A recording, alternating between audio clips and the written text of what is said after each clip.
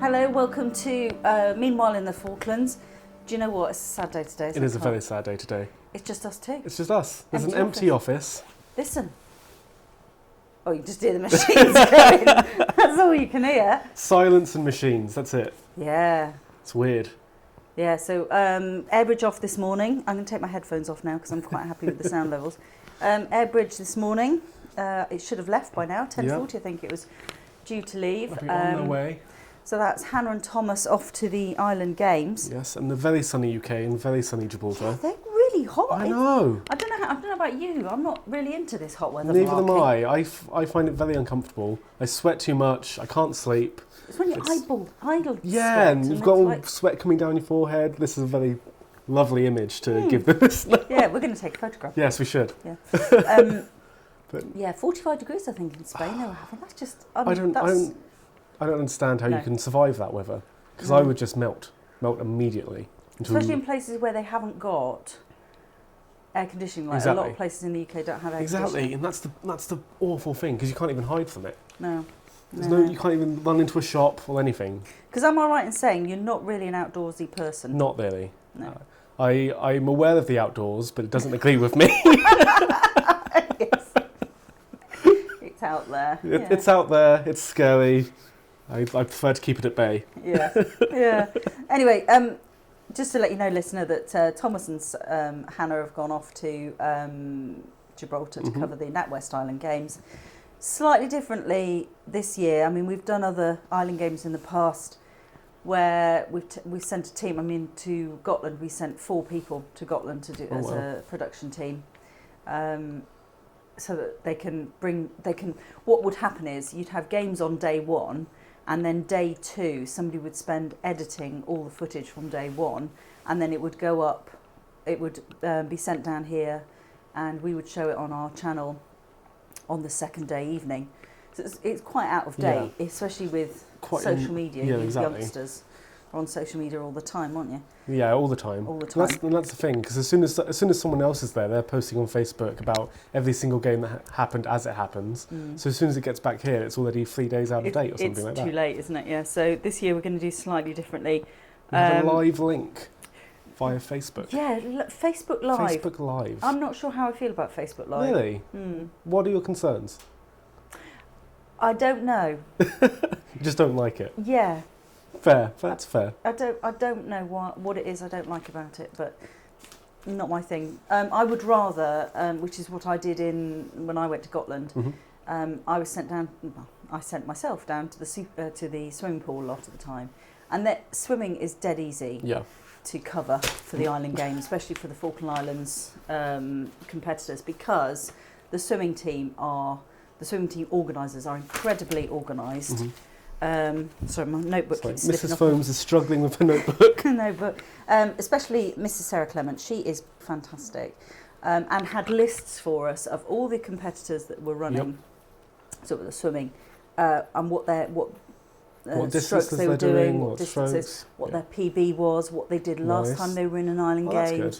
It was really comprehensive, so that when one of them started to swim, and it was Craig actually, and he went, and he was behind by a couple of lengths, I think, behind everyone else, but he shaved off something ridiculous, like nearly a minute off his Jesus, PB. that's amazing. Like really seriously. Oh wow.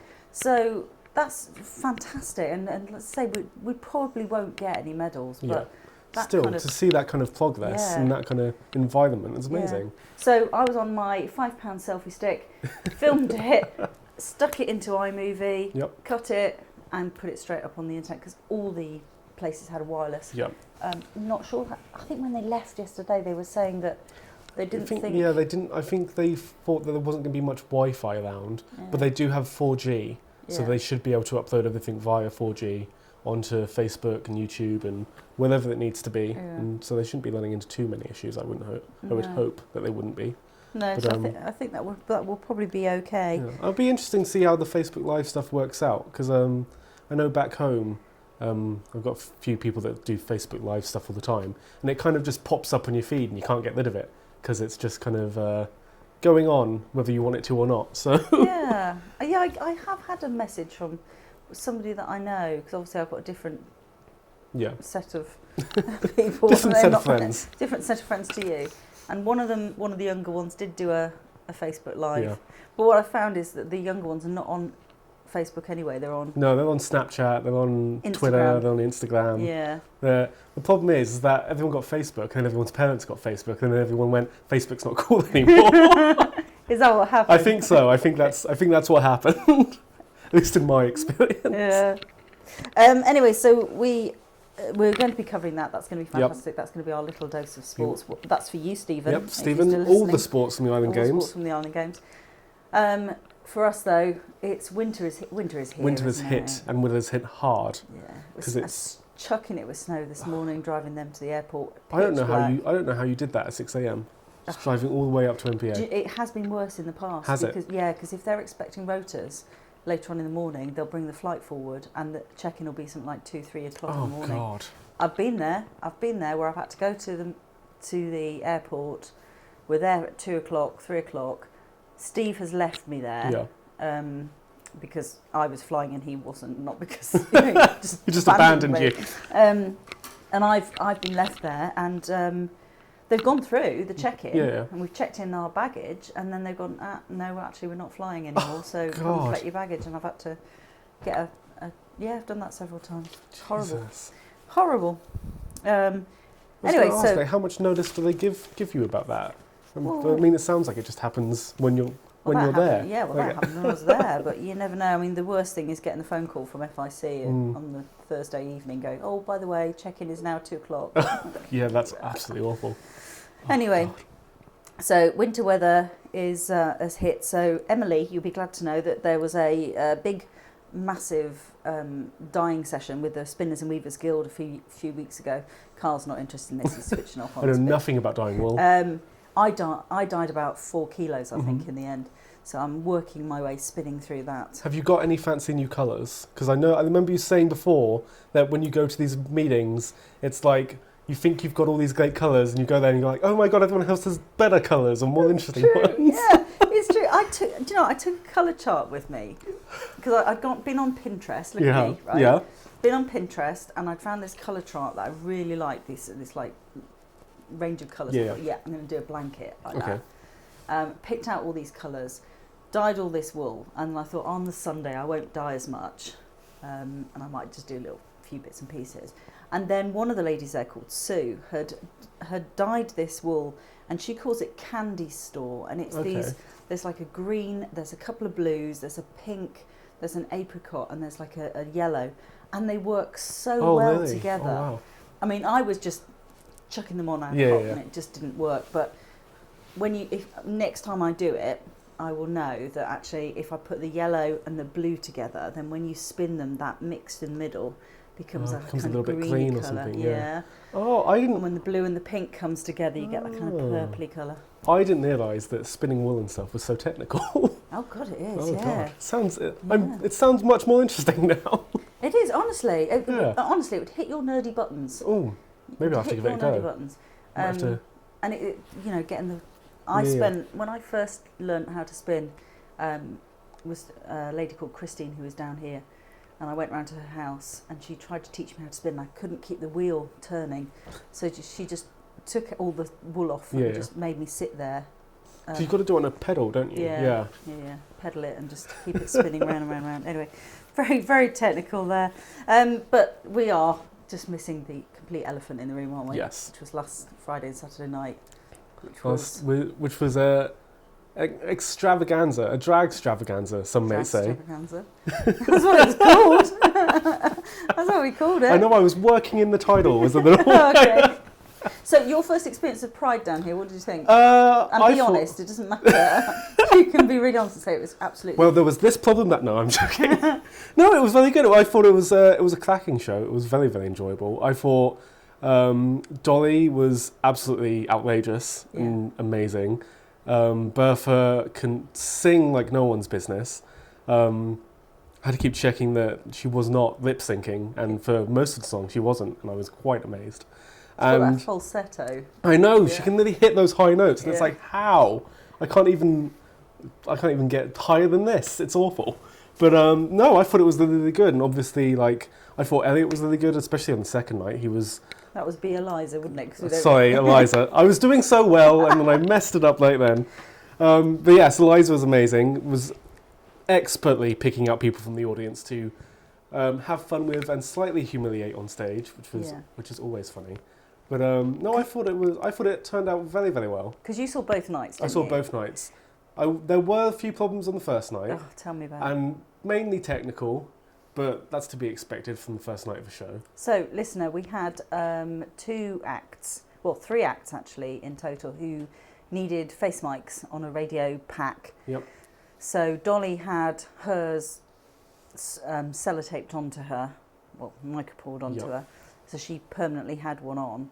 But Bertha and Ula had to swap their packs around because we only had 2 working packs, but we had 3 microphone head mics. So they were just moving the pack from each other. But we had so many microphone problems, really bad microphone problems. I don't even know what was causing them because they all seemed to work backstage, and as soon as they got brought onto the stage... This is what frustrated tech so much, because they tried it all out that afternoon and it was all working fine. And they tried it at 20 to 7 and it was all working fine. And then on the night... That's always what happens though. You get to the night and then everything goes wrong. Yeah. Even though you can prepare and just something happens. Something. So anyway, on the second night, I started throwing Eliza out the front when there was going to be a big dip in where we were messing around doing things with mics and stuff. But she did a good job, and it is very, very difficult. I think very difficult to be the one that's almost, I don't want to say steering the ship, but kind of ensuring the audience stays interested and stays at that high level of energy. Yeah. And it's hard to kind of go out there and kind of be able to keep that going without, especially because Eliza didn't really, a lot of Eliza's stuff is ad-libbed as well. Yes. So especially being able to off the cuff kind of say comments or get people laughing or get people involved in the show, it's very hard, and I think she did an excellent job. Yeah, fair play to her. So we did that, but the write-up. Let's give some credit here to Penguin News, Roddy Cordero, who was there taking photographs. Took some amazing photographs that are currently in Penguin News. And he said to me, "Can I use flash?" And I said no. So he was really battling it with a DSLR. Obviously low lighting and no flash and things moving all the time. You've got lights going everywhere and moving everywhere and people moving up and down the stage. And so that slow shutter speed wouldn't work. No, not at all. He'd have to whack up his ISO and stuff like that. Anyway, he has done very well. I think the pictures are very good in the Penguin News. He's done a very good job. There's one on... let me grab it. There's one on the cover of Ula chucking her leg up to her head. I don't know how she didn't knock herself out. I don't know how she did any of her act, because all of it looked painful, but absolutely amazing. And the picture's amazing because there's no motion blur on it or anything. There's just, it's very clean, it's very nice. And then if you go to page 10 and 11, you can see all the rest of them. Yeah, there's a lot there. There's also the midwinter. There's one of the lovely Osley Fisher. Yes. Of course. Everyone loves Osley. Everyone loves Osley. He's the 1980s rock star. We all Who has all the ladies' hearts. Yeah, he does. Anyway, if you want to have a look at that, listener, then you need to log on to fitv.co.uk and go to our channel, and it's week number 435. 435, yes. Uploading right now, isn't it? It is uploading as we speak. And we're pointing to the computer that it's uploading on, so it's there, and it will be uploaded tonight. You may notice that actually the music in the drag is not what you heard in the town hall. Because of that pesky copyright. Because of that pesky copyright that FITV doesn't have. So all our stuff is generated copyright free. Copyright free, yes. Just the way to do it. That's a nice one for that. Anyway, if you've been in, by the way, if you've been in the office, everyone's got snow boots on. Have you seen them? I've not seen anyone this morning actually. Because I've been working away in here doing DVDs and stuff. I've not seen anyone. Although I've got my big boots on, so I assumed everyone else did as well. Yeah, so more snow. Well, it's snowing right now. Is so it? Oh yeah. God. So that was a drag show, people, and the town hall is completely transformed this weekend. Yes, it is. For something completely different. Your first experience of... For professional darts. Like a professional darts competition. Yeah. Now, I know nothing about darts. I've played darts a couple of times. I've seen other people play darts a couple of times. Are you the one who was doing on the What's On guide, who was calling it a 301 in? Probably. That was probably me. I'm notorious for mispronouncing things in this office, apparently. There's, the Psy whales that I called SEI whales, which gave the people at Conservation a light laugh. I feel like I mispronounce stuff on a daily basis. Oh, I tell you what, just quickly on the whales. The two ladies from Conservation came in earlier on in the week and were talking about the Psy whale project and also the fact that we've got some southern right whales at the moment that are sort of wandering around the... Not by Cape Pembroke or something on there? Yeah, there are. Apparently, if you go out to Cape Pembroke, you find them. They're all sort of flopping all over the place there. A couple of years ago, a couple of them came into the harbour. Oh. Yeah. I didn't think they'd be able to get into the harbour. Well, they can, apparently. Oh. And then went out again. Found themselves in and out. I really wish I'd gone down to see that. Yeah, that would have been quite a sight, wouldn't it? Yeah, I knew they'd started to come in, but I hadn't gone to have a look. But anyway, the lady, Caroline Weir it was, said that she likened the southern right whale to like a Labrador that's very playful when wants to wants a bit of attention, wants to see what's going on, wants to know what's going on, comes to the boat, you can take samples quite easily, they're very playful. The Psy whale's more like a cat. Sometimes not very often they want a little bit of attention, but more likely want to be left alone unless you've got some food for them. Yeah, like a cat. They're off. So there you go. Learnt something about whales today, listener. We should rebrand this as an educational podcast. We should, shouldn't we? Let's do that. Let's do that. What were we talking about before? Darts. Darts. So yes, darts. Teach me about darts because I don't know anything. So you're very lucky that this is a 301. Can I ask what a 301 competition is? Okay, so what happens is you either start on 301 or you start on 501. Don't ask me why it's not a round number. Okay.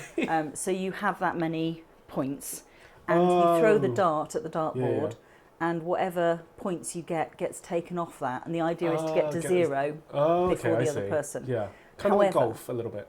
I don't know. I've never played golf. But the big thing is you can also, alongside that 301, which is obviously a shorter game than a 501, you can have a double in and double out, which means you can't start scoring until you get a double. Oh. So you've got to get a double first. Yeah. And you could be several rounds before you get a double, depending on who you are. So you get a double in, and then you have to check out with a double as well. Oh, God, that's difficult. Yeah, so it's things like when you get down to 32, you just go double 16 and then double 8 and then double 4. And, God. Is there a I'm guessing there's a specific number of rounds you can play. You play 3. You play best of 3, basically. Best of 3. Oh, best of 3.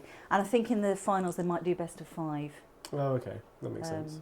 But so alongside this hand-eye coordination with the darts, it's the mental maths as well. Yeah, as well. Yeah. Because although on Saturday night they will have the machines up, so you'll have a scorer who'll come next to you. Yeah. But these scorers have obviously got to know what 1717 is. Yeah. In their head. And I've got to know what.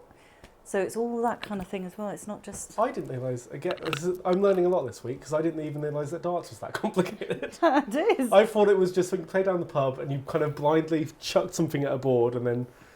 I didn't even know there was a scoring system. Oh. No, you don't do that. And there's a guy to the world of darts. Although he doesn't work there anymore, but a few years ago there's a guy who used to work at FIC where he bought the darts from here, who, if you went in for darts, he wouldn't let you leave unless he was absolutely certain they were the right darts for you.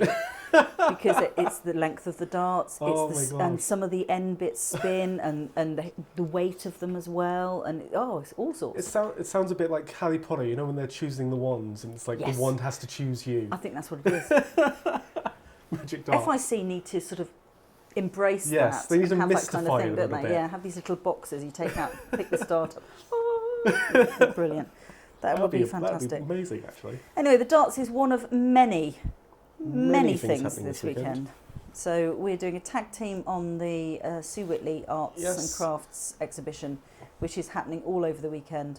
We're going there this evening, aren't we? Yes, to film all of the artwork on display. Yeah, I think we'll just do that. We'll just probably end up as a montage. Yeah. Because this darts is going to take us a little while to edit when we come back on Monday. I'm just turning around, people. That's why you can hear rustling on the line. And the paras... They're doing a 10-mile hike tab? Tab, I think they call it, don't they? Yeah. 10-mile tab with like £50 worth of stuff on their back. Which is mad. And especially now it's snowing, and I think they want to act a bit tough by doing this anyway. So I think they're going to still do it in the snow. Apparently it's what they do as their training. They all do it and they're going, oh yeah, come along and join in. Put on these weights, have a go. No, what I'd like to know, and what we will find out for you, listener, because I'm sure you're sitting there going, why are they doing 10 miles? Why aren't they doing, 15, 16 kilometres? Isn't that 10 miles? I think that sounds about right. Why aren't they doing it in kilometres? They're all doing it in old money. We will find out that for you. We will find out that question. It's too Americanised. That's the problem. It's old money. Yes. It's old money. I used to work in a very old-fashioned shop. Have you heard of Are You Being Served? I have heard of Are You Being Served. I believe I've seen Are You Being Served. Well, I used to work in a shop very similar to that. Mm-hmm. And it was owned by a man called Mr. Smith. Never known his first name.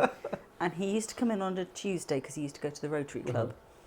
And he used to come in on a Tuesday. He used to come in and we all used to stand there and go, "Good morning, Mr. Smith." And as a lady working in that shop, you had to wear a blouse and a skirt. Very traditional, very old. Yes. Yep. The funny thing is, I used to work in the fabric department as well as the lingerie department. I was over two. And the fabric department, he used to refer to as Manchester. Because that's where in the old days, we used to get all the fabric came from Manchester, so they used to call it Manchester. So I'm working in Manchester today. Okay, that's just up the stairs. God, that'd be confusing if you were the new person in the job. Yeah. But because I was obviously taught by my mother and at college when I did dressmaking was in yards and not in metres. Yep. So I used to have people come into the shop who would look at me and see a young person and think, oh, they won't know what 2 yards is. And go, yeah, I do actually. Don't you worry. I've got you covered on your fabric. I've got you sorted. But anyway, yes, old money. We will find out why they're doing 10 miles and not 20 kilometres or 15 kilometres or... Maybe they just want an easier time of it. I don't know. Just under, what did he say? Just under 2 hours, he said. He reckoned they would do it in. Something like that. 2 or 3 hours, I want to say. Yeah. Something like that. I think we will mobile journalism on that. We'll mojo the heck out of that. Grab them leaving. And then Sunday, we've got some... more drag stuff. More drag stuff. The last of the drag stuff, hopefully. The last of the drag stuff. Apart from the interview, actually, because you're doing an interview with Ula, aren't you? Two drag interviews this week. One with Dolly, which will be very interesting and very funny, I believe. And then another one with Ula on Tuesday. And then that'll be the last of the drag interviews done. Yes, and completed. Then we will be compiling a documentary. Yes, making a drag documentary. In our spare time. And hopefully you'll be able to view that later on in the year at the new cinema. The fancy new cinema we have. Isn't it great? It's absolutely amazing. Have you been down? You've been down there already, haven't you? Yeah, I haven't seen a film in it there. Have you not? No, because I was full blown in drag. Oh, of course you were. Drag rehearsals on the week that they were doing all the posh things. Well, I believe Steve came in yesterday with some tickets, so you'll probably be excited. You'll probably be there at some point this week. I'm not watching John Wick. I tell you that now. Not after they killed the dog. Sorry, spoiler alert there. Yeah. It is very nice in that cinema. It's very, very fancy. Yeah. And they've got good deals on popcorn and drinks and all sorts. Yeah, I did have a nibble of the popcorn. The popcorn's quite nice. Did taste quite nice. Yes, that's all the big news this week. Emily, listen, look, this is what you're missing down here now. When you were down here, there were no cinema. No, it's all changed. It's all changed. Come on back. It's all brand new. Come on back. Next week, we're missing a lot of things actually because it's Farmers Week next week. It is Farmers Week next week. Do you know what that's all about? I'm imagining it's to do with farmers. Yes. It's a big for a week. It's a big industry week, isn't it? Where a bunch of farmers are going to get together and trade secrets and ideas. I've never been a farmer. I've never been a farmer. But I'm either. under the impression that during the winter months, there's not a lot to do. There's not a lot to do. I mean, there's still things to do, but not as much. Not as much as during summer and autumn. Yeah, so what you find is they arrange a week where the farmers can come in from camp and can do some training, like fire training with the fire service. There's lots of seminars. Trade some skills, trade some knowledge. I think that they do some link-ups with some farmers or some experts in Australia or somewhere like that, and they do. Yeah, I think so. I think they do, actually. They talk about worming and stuff like that. I think they might be linking up with some farmers from Uruguay as well. Okay. But maybe I've misheard that. But yes, I imagine there's lots of like international talks and knowledge and secret sharing. Well, it all kicks off with an exhibition. Yes, the expo, which used to be on the Monday, and they moved it to the Sunday now. And unfortunately, and I feel really sorry for them, they booked the FIDF hall a year ago, and they double checked in March that it was still booked for them, and they said yes, and then they went sort of last week, or I think it was last week, wasn't it? They went last week just to sort of do the last minute kind of where we're going to set everything up, and found that it's been hired out for a children's party. Oh my God. So they can't do it. I don't understand how that can be cancelled if they already booked it a year ago. No, I don't either. I don't. So, especially for the child's birthday party, like you'd think one of them would take precedence over the other. The one being Farmers' Week, which has been booked a year in advance. Yeah. But God knows. Anyway, somebody somewhere's got to obviously do some apologising. Yes. But they've decided there's nowhere else to put the exhibition on. So they've just cancelled it completely, haven't they? Yeah, they have, which is sad. Lucky for old Daniel, because he was going to film it for us. Yes, and he's got an evening off now. Lucky. Yeah, he was going to go and film it. Anyway, Stephen, hey, look, there's a five-a-side football match at the Stanley Leisure Centre on Monday evening, East versus West. Thomas, when he left, said that usually can be quite good fun. Yeah. So I think we'll go take a camera down there and see what's going on. See who wins. But yes, Farmers' Week. I don't really think we'll be involved in a lot of the things in Farmers' Week. No, probably not. But we will go and catch up with everyone on the Wednesday evening at the Government House reception. Get some idea of what's been going on, what people have been learning. Yeah.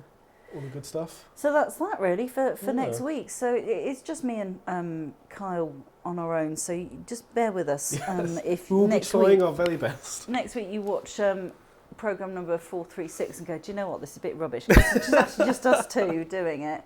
And my goodness, there's a lot of darts involved in that. Much darts. The thing is, we've got to be there at 6:30 to set up the cameras. Yeah.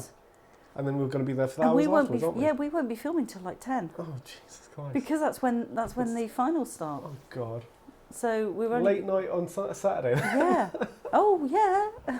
I've been there till 1. Oh, Jesus. 2 one year when they had the fire alarms went off and everyone had to get out. Well, hopefully that doesn't happen this year. No. Well, that'd be a disaster. So yes, that's Saturday night. It'll be all right, actually. Let's take a pause. Okay, so sorry about that. But also the other thing that's happening on Monday is partial solar eclipse. Yeah. Which will be interesting. I don't think I've ever seen a solar eclipse in person. Have you not? I feel like I've always missed them whenever they've happened in the UK. Where were you in 1999? Not born. No? Were you born? I was born. Oh, good. But I was probably 5? Yeah, 5 sounds about right. Do you not remember? Not really. No. I don't think it was a big. I feel like there was probably an episode of Power Rangers on at the same time that kind of took precedence over the solar eclipse. We were on holiday in Ilfracombe, North Cornwall, so we didn't see the full solar eclipse. We saw, I think it's 98% or something like that. It was fairly covered. A very weird sensation. It was really quite hot, and then it started to get very, very cold, and the stillness, the birds were just sort of like... everything kind of comes to a bit of a standstill, doesn't it? It's very ominous and kind of unnatural almost. Yes. Numinous, I'm going to use that word. Numinous. I don't know whether that's the correct word, but we'll find out. Yes, so that's... But we will only see, I think it's just under 40% is covered, and it's right next to sunset. Yeah, so I don't think it will have much of an impact down here. Yeah, I have a feeling the mountains might be in the way. Probably. So we may tend not to see be. that. So we may not see that. No. Unless you can get to the top of the mountain, and if you're really that dedicated to seeing it, then you can probably go up there and see it. But in my research, looking at that to find out what the times were and stuff like that, I have found out that in 2024, Yes. the solar eclipse in 2024 we're not in the path of totality, but we will be 80-odd%, 87% or something like that, 83%. That's good enough. Which is good. It will make a difference. Oh, definitely. You know, you'll Huge notice a difference. So hopefully we might have some people come down to the Falklands for that. I think the path of totality goes across the north of Chile. I'm waving my arms about, listeners, just so you know. Anyway, you'd probably still get a pretty good look at it down here. Yeah. Yeah, they might bring down some tourists, some astronomers. Yeah, it'd be nice. Are you a bit of an astronomer? A little bit. I'm very interested in the planets. There was a documentary series on BBC Two recently about the planets. Did that have the gorgeous Professor Brian Cox in it? Yes, it did. Yes. I have controversial opinions about Brian Cox. Oh, do you? Yes. We will discuss this later. I think you need to Google some photographs of him as well. Nothing bad. I just, from some of his earlier documentaries, I feel like he's a little bit smug about stuff. Oh, okay. But apart from that, but that's most scientists, my experience. I think your A levels were. My A levels were in film studies, chemistry, maths and mechanics, and English language and literature. But I started off my A levels doing physics instead of film studies, and I got A stars in my science GCSEs as well. But they were easy in your They day. were tough. In my day, they were really tough. You only took 3 A levels, and I took maths, chemistry, and biology.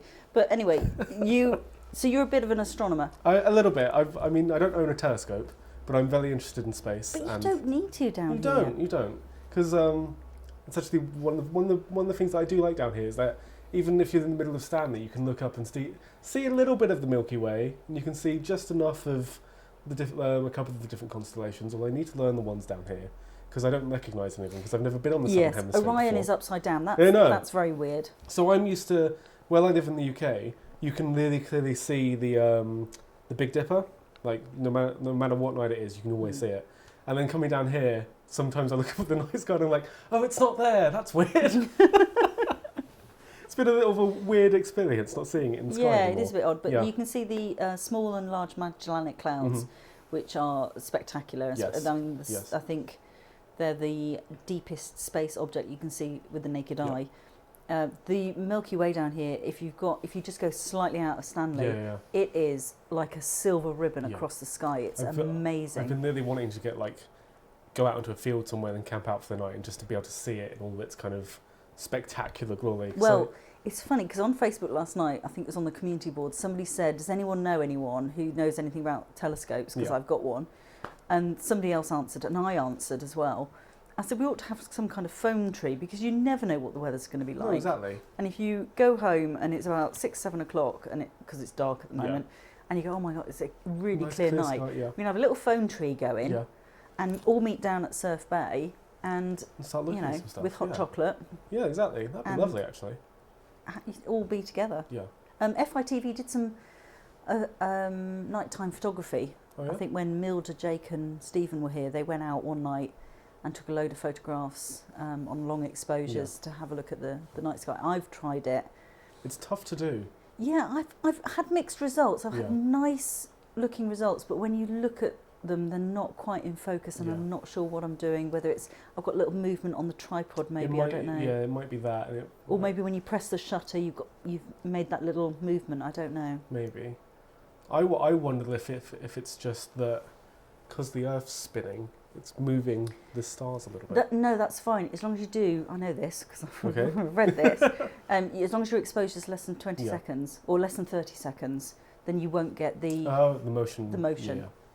Yeah. I wonder what it is then. So I need to have a look. But I'd like another night out and have a go and see what we can come up with. Definitely. Because I think you could get some absolutely amazing shots down here. Especially if, there's been sometimes even looking at the moon down here where you get such a clear, crisp kind of look at the moon in relation to. I'm getting into space now. I know. Do you know what? Because I think it was a few months ago. No, you weren't here because Katie was still here, and we went out somewhere, and the moon. You know when the moon rises, and it was obviously. What is it when it's closest to you? Is it a perigee or apogee when it's closest to when it's in its elliptical thingy? Anyway, it was close to the Earth. Yeah. And And obviously as it rises, you have that, oh God, what is it called? A parallax, when it looks bigger than it actually is. Yeah. And as it was coming up, it looked absolutely amazing. And I was ringing everyone in FITV going, get outside, look at the moon, look at the moon, it looks fantastic. And it was absolutely, you just looked at it and thought, oh God, somebody's put a lasso around it and pulled it closer. Yeah, absolutely amazing. It really did look lovely. When we first came down to, when I first did FITV, I used to do an astronomy slot. Yeah. And in the UK, of course, you do, when the moon phases, you do C for coming when it's going. Yeah. But down here, of course, it's upside down. So it should be C for coming when it's coming. And so you know what phase the moon's in. Yep. From that, so I had to correct myself. But what I used to do, I used to write the astronomy section, and then I used to get Scott Betts, who should be listening, walking his dog actually in the UK. Scott Betts used to do the presenting of that little section for me, and we had a phone call once from the school saying, "Oh, we're doing a topic on astronomy. Wondered if Scott would come and talk about astronomy." They really could do, but actually, you know, it's written for him. It's written for him. And then I got Paul, when Paul was here, he presented it for me, but he had quite a strong French accent. He did make it a little bit hard to understand. Yeah, bless him. He did try though. It was lovely. Anyway, I think that brings us roughly to the end of the podcast. No mustard words. No mustard words. We've done very well. Yeah. No slip-ups. No cake. We had some biscuits, but yeah, maybe we'll go out next time, I think, see if we can find somebody to join in the podcast. Yeah. If you are in Stanley next Friday and you fancy meeting up with us, and let us know. We can come to you as long as you've got tea and biscuits. Yep.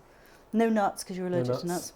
Nice cake, nice biscuits. Nice cake. Something like that. Yeah, we'll come and we can do our podcast in your office, in your living room, kitchen, whatever.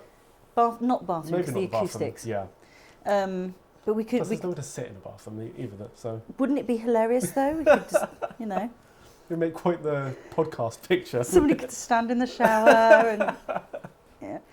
Anyway, that's a completely different podcast. Yep. Anyway, if you want to listen in this week, we've got Midwinter Swim. Yep, we've got the Midwinter Swim. We've got Jeff Paula talking about his gyroplane. Oh, yes. Which is mad. Absolutely. What else do we have? Swimming. Court. Lots of court. Lots of court. Lots and lots and lots Three of court. Court reports. Reports. And I went first when it was still snowing like anything, and then by the time I was down to Thomas, who was the last person to do his report. So sunny. Anyway, and the drag, of course, is up there as well. Of course. And the What's On guide, which you can look at on our Facebook page as well. Anyway, we're going to leave you there. Yep. I hope you've had a good walk there, Scott, and done a lot of knitting there, Emily. And sorry about the content of hardly any sporting this week, but Stephen, it's coming up. Bear with us. Yes. Bear with us. Have a look. Week 435. It's on fitv.co.uk. 60 quid for a year. Just do it. Just do it. Cheap. It's nothing. And good quality. Yeah, it's excellent. Anyway, we shall see you next time. See you later.